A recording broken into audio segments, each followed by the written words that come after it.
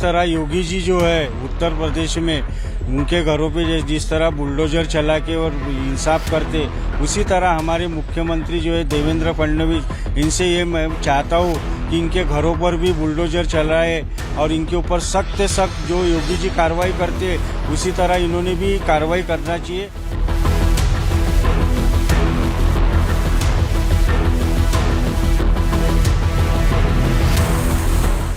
महाराष्ट्र के नागपुर के महाल इलाके में 17 मार्च को 2 गुटों में हिंसक झड़प हो गई, जिसके बाद उपद्रवियों ने कई वाहनों को आग के हवाले कर दिया, साथ ही पथराव करके सार्वजनिक संपत्ति को भी नुकसान पहुंचाया। इस पत्थरबाजी में कई पुलिसकर्मी और लोग घायल हो गए। इसके बाद दूसरी झड़प रात करीब 10:30 से 11:30 बजे के बीच हुई और ये हंसपुरी इलाके में पुराना भंडारा रोड पर हुई, जहां एक भीड़ ने कई वाहनों को जला दिया और घरों में तोड़फोड़ कर दी। इस मामले में 50 से ज्यादा लोगों को हिरासत में लिया गया है। नागपुर बवाल को लेकर चश्मदीदों ने जो बताया उसे सुनकर आप दंग रह जाएंगे। मुख्यमंत्री महोदय से ये अपील करना चाहता हूँ कि कई जगह जो है नागपुर शहर के अंदर में ये मोमिनपुरा है जो रात भर चालू रहता है, यहाँ पर ये लोग बैठते और प्लान करते। कल का जो वाकया हुआ वो वहीं पे मीटिंग करके इन्होंने किया गया, ऐसा मुझे लगता है। और शाम होने के बाद में घरों को जलाना है और दुकानों को जलाना है। बगल में जो ये सीट कवर का उनका घर है, साधन करके रहते।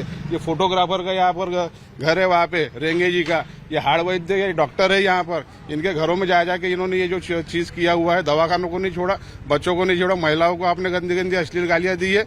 ऐसे लोगों के ऊपर में कड़क कार्रवाई होना चाहिए, शासन होना चाहिए। और ये रात भर ये दुकानें चलती है, बाकियों की गाड़ी दुकानें बंद रहती है और रात को इनकी दुकानें चलती है, दुकानें बंद होनी चाहिए। जो भी अतिक्रमण कर रहे हैं ऐसे लोग जो लिप्त है इसमें, जिन्होंने ये किया उनके पूरे अतिक्रमण होना चाहिए। जैसे योगी के शासन में बुलडोजर चलता था उस तरीके से यहाँ पर भी वही शासन होना चाहिए, ताकि आपको फुकट की जगह मिले, उस पर पैसे कमाओ और पैसे कमा के आप पेट्रोल खरीदो और लोगों की गाड़ी जलाओ।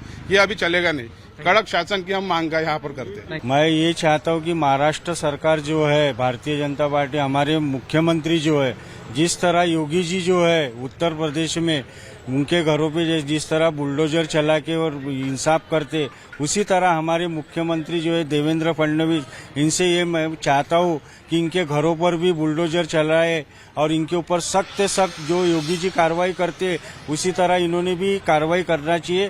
तभी ये महाराष्ट्र की शान रहेंगी और आन रहेंगी और बान रहेंगी। हम सब यहाँ की महिलाएं हैं, युवा है, जितने भी हंसापुरी ओल्ड भंडारा रोड के निवासी है, जहाँ ये सब नुकसान हुआ और दंगे हुए, तो ये सभी का कहना है कि अब हमको योगी पैटर्न यूपी जैसा चाहिए माहौल, ताकि ये सब दंगाग्रस्तों को और बाकी लोगों को, दहशतगर्दों को, सबको खत्म किया जाए यहाँ से। योगी पैटर्न ने बुलडोजर एक्शन। और यहाँ इस लाइन में कोई भी मुस्लिम की दुकानें नहीं चाहिए। यहाँ सब एक मेक के भरोसे ही पल रहे थे, लेकिन अब हम पे हावी होने की कोशिश कर रहे हो, तो हम ये सब बर्दाश्त नहीं करेंगे। अब हमको सबको आजादी का जीवन जीना है, लेकिन ये इन लोगों ने कल बताया है कि हम कौन है। यानी एक साथ थाली में खाना खाने के बावजूद आज ये छेद पाट रहे हैं। तो अब आपको देवा भाव से उम्मीद है कि वो योगी पैटर्न अपनाए यहाँ पर लॉ एंड ऑर्डर के लिए? थोड़ा डिटेल। बिल्कुल योगी पैटर्न अपनाए, लॉ ऑर्डर वहाँ का ही इस्तेमाल किया जाए। यूपी में जो चालू है बस उसी पैटर्न में सबको अंदर करे, जैसा विकास दुबे का किया है, जो भी किया। आज हम ये चाहते हैं कि जितने भी सीसीटीवी फुटेज में आए हैं सबको शॉर्ट आउट करके अंदर किया जाए। पीड़ितों और चश्मदीदों के मुताबिक नागपुर में जिन्होंने हिंसा की, उनके हाथों में कई तरह के खतरनाक हथियार थे। हिंसा के दौरान क्या कुछ हुआ, सुनिए पीड़ित और चश्मदीदों की जुबान। मुझे बताइए कि रात को कितने लोगों की भीड़ थी, कितनी तादाद में आई थी? 300-400 लोग थे कम से कम, और पूरे पेट्रोल के बोतल थे उनके हाथ में। क्या हथियार लेकर के आए थे? औजार थे, तलवारें थी, बहुत सारे औजार थे। ऐसा कुछ तो औजार ऐसे थे कि हम उसका नाम भी नहीं बता सकते हैं। तलवार चमकती हुई थी, मेरे पास उसकी वीडियो में आपको वीडियो भी बता सकता हूँ उसकी। ऐसा लग रहा था कि औरंगजेब के जमाने के जो तलवार हथियार थे वो तक के ऐसा लग रहा था हमको, थे उनके पास। धारदार हथियार भी लाए थे? पत्थर थे, लकड़ियाँ थी, तलवारें थी उनके पास, पाइप थे लोहे के, ये सब आइटम थे उनके पास, और सबके स्कार्फ बंधे हुए थे सबके चेहरे पे। ऐसा लग रहा था हमको कि औरंगजेब के जमाने के हथियार थे वो सब चीजें उनके। ऐसा लगा था वो उनका वंश है उन लोग, ऐसा हमको ऐसा लग रहा था। और क्या ये लोग कुछ नारे भी लगा थे? हमने सुना नारे लगा रहे थे, नारे क्या नारे लगा? अल्लाह अकबर, नारे तकबीर, ऐसा सब चीजें गाली बक रहे थे।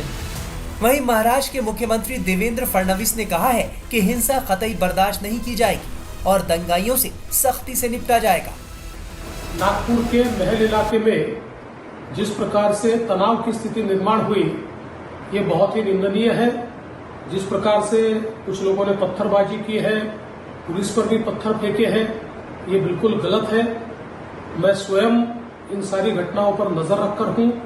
मैंने पुलिस कमिश्नर को ये कहा है कि कानून व्यवस्था बनाने के लिए जो भी कड़े से कड़े कदम उठाने की आवश्यकता हो वो उठाए जाए और शांति को बनाया जाए। अगर कोई दंगा करता है, कोई पुलिस पर पत्थर फेंकता है, कोई समाज में तनाव निर्माण करता है, तो ऐसे सभी लोगों के ऊपर कड़ी से कड़ी कार्रवाई की जाए। और मैं सभी को अपील करता हूं कि नागपुर एक बहुत ही शांति प्रिय इस प्रकार की नगरी है, यहाँ की शांति भंग न हो इस प्रकार से सभी लोगों ने व्यवहार और बर्ताव करना चाहिए। नागपुर में हालात जरूर टेंशन वाले हैं, लेकिन स्थिति पूरी तरह कंट्रोल में है। जिन इलाकों में हिंसा हुई वहां भारी पुलिस बल तैनात। सागर जी, मैं जानना चाहूँगा कि पहले ये मैं जानना चाहूँगा कैसे यहाँ पर लोग आए, क्या कुछ हुआ, कितने बजे के आसपास ये घटना? उस वक्त हम तो ये इस मूवमेंट में ये नहीं थे, इधर नहीं, मैं खड़ा नहीं था, हम चिकनीस पार्क के उधर खड़े थे। पर सब मजमा सुनियोजित तंत्र से सब मजमा गली में गए। राम मंदिर गली हमारी, सब हमारे हिंदू सब इधर समाज रहता है, तो इधर सुनियोजित करके लोगों के घर में पत्थरबाजी करना, ये कार पिटा दी, तो घर भी जलाने की कोशिश की। और आगे जाइए तो वो कार फूटी हुई दिखेगी आपको पूरी, ये लंबी लाइन। आप इसे सुनियोजित क्यों कह गए, क्यों मानते? नहीं, एक दिन का ये प्लानिंग से काम होता है, एक दिन का ये विषय नहीं है, एक दिन में ऐसे होता नहीं। बराबर 200-300 का माप गले में घुसता है, हर एक मुस्लिम गले घुस के मारना, ये सुनियोजित है। ये वैसे समय पे कभी कोई विषय होता नहीं, ये प्लानिंग का काम है। ये मैं आपको पहले एक तस्वीर दिखाना चाहूँगा। यहाँ पर जो एक गाड़ी पूरी जल करके खाक हो चुकी है और इसके भीतर देखिए कितना बड़ा पत्थर जो यहाँ पर फेंका गया है और ये गाड़ी पूरी जल गई। और जैसे कि स्थानीय लोग बता गए कि यहाँ पे घरों को भी जो है आग घर में लगाने की कोशिश की गई। क्या घरों में भी लोग घुसे, क्या वहाँ पे भी तोड़फोड़ करने? ये ध्रुव जी का घर है यहाँ पर बाजू में, उनके घर में भी पत्थर वगैरह मारे और वो सब मास्क वगैरह पहन के आए थे। कितने लोगों? कम से कम 150-200 लोग इकट्ठा आए थे। कुछ शोर भी कर गए थे, नारेबाजी भी? नारेबाजी तो हम तो उधर थे, लेकिन कल्ला सुनाई दे रहा था। आपको क्या लगता है कि आपको भी लगता है कि ये सुनियोजित? एकदम सुनियोजित प्लान था। इतना इकट्ठा सारा चारों बाजू से पूरा लोग आना ये कोई मामूली बात नहीं है। और बहुत से गाड़ी फोड़ी जिसमें उनका मुस्लिम लोगों का गाड़ी पे नाम रहता, उनको उन्होंने कुछ टारगेट नहीं बनाया। और जो हिंदू लोग हैं जैसे गाड़ी पे श्री राम जी लिखा रहता है, उनके गाड़ी को टारगेट बनाया उन्होंने। मतलब जैसे बताइए गणपति का क्या बताया? जैसे गणपति का चित्र है, ये कार पे तो उनको मालूम है हिंदू की गाड़ी है करके, तो थोड़ी है जी। आप मुझे कुछ बताए थे कि कहाँ पर मुस्लिम सामने में पूरी मुस्लिम बस्ती है, उनकी यहाँ की एक भी कार नहीं टूटी गई। रास्ते पे गाड़ी है, लेकिन जहाँ पर ये गली में जो हिंदू के नाम लिखे हैं, श्री राम लिखा है या कुछ स्वस्तिक निकाला है, वही गाड़ी फोड़ी गई।